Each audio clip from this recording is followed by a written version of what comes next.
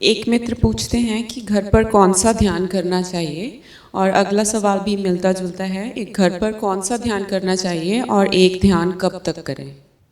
जो नए मित्र हैं, विचारों से बहुत पीड़ित, ओवर थिंकिंग जिनकी चल रही है, मैं उनसे निवेदन करूंगा, अगर आपको एक ध्यान विधि चुननी है तो उसकी डायनेमिक मेडिटेशन, सक्रिय ध्यान चुनिए और घर में बिना आवाज के कीजिए।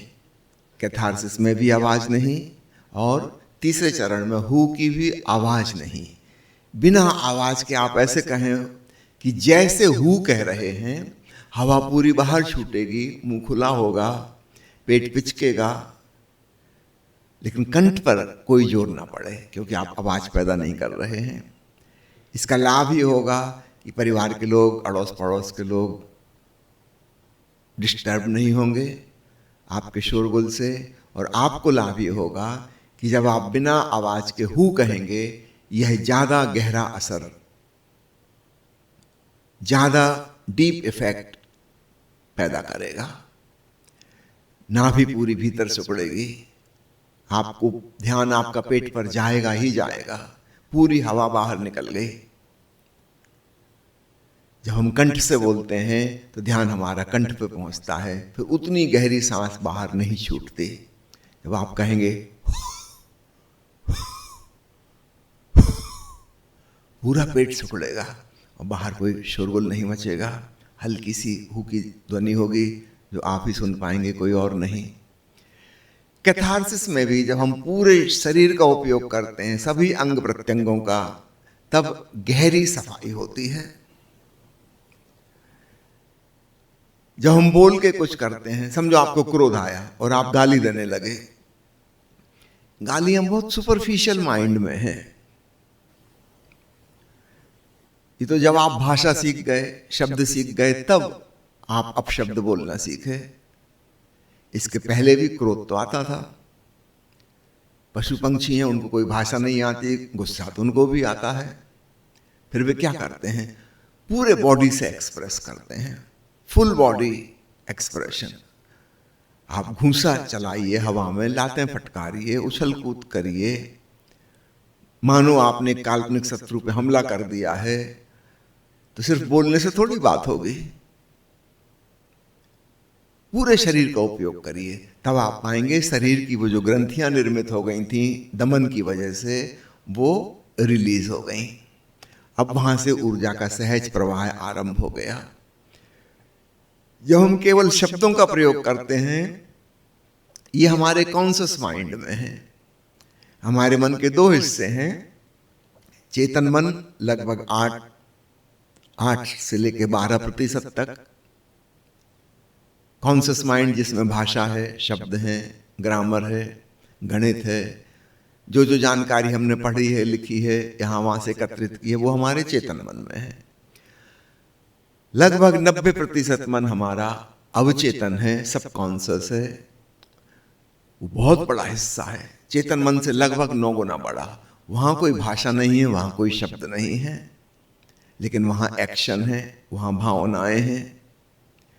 तो जब आप बिना शब्दों का प्रयोग किए रेचन करते हैं, तो इसमें पूरे शरीर का उपयोग होता है, गहरी सफाई हो जाती है, मानो भीतर आपने स्नान कर लिया हो। तो घर जाके आप सक्रिय ध्यान विधि करिएगा, कमरा बंद करके। अगर हो सके तो एक साउंड प्रूफ इंतजाम कर लीजिए, वो कोई ज्यादा महंगी बात नहीं है, कांच की डबल खिड़की कर लीजिए, दरवाजा मोटी लकड़ी का या 2 दरवाजे कर लीजिए, फिर बाहर आवाज नहीं जाएगी। तो छुटपुट अगर आवाज हो भी जाती है तो घर में किसी को पता ना चले। इस विधि को आप अपनाइए। फिर पूछा है आपने कि कब तक करें एक विधि को। लगभग 1-1.5 महीने तक निष्ठापूर्वक डायनेमिक करने के बाद आपको लगने लगेगा कि अब भीतर से कुछ आ ही नहीं रहा रेचन के लिए। अब आप रेचन का समय कम करते जाइए। वो जो 10 मिनट था, हो सकता है 2-3 मिनट में काम चल जाए, क्योंकि हम रोज रोज नया नया इकट्ठा भी कर रहे हैं। तो ऐसा नहीं कि एक बार सफाई हो गई तो सदा सदा के लिए हो गई। आपने एक बार स्नान कर लिया, हमेशा के लिए नहीं हो गया। गर्मी के दिन है, पसीना आएगा, धूल धमास होगी, कल फिर स्नान करना पड़ेगा, परसों भी करना पड़ेगा। तो जन्मों जन्मों से जो धूल इकट्ठी हमने की है अपने मन पे, अपने हृदय पे, उस परत को साफ करने के लिए महीना 1.5 महीना तो लगेगा। इतना धीरज रखें। उसके बाद आपको लगने लगेगा कि अब कुछ बचा नहीं निकलने को, तो उसको आप छोटा करते जाइए। हो सकता है 1-2 मिनट में ही बात बन जाए, पिछले 1-2 दिन का जो इकट्ठा हुआ वही निकल जाए, खेल खत्म।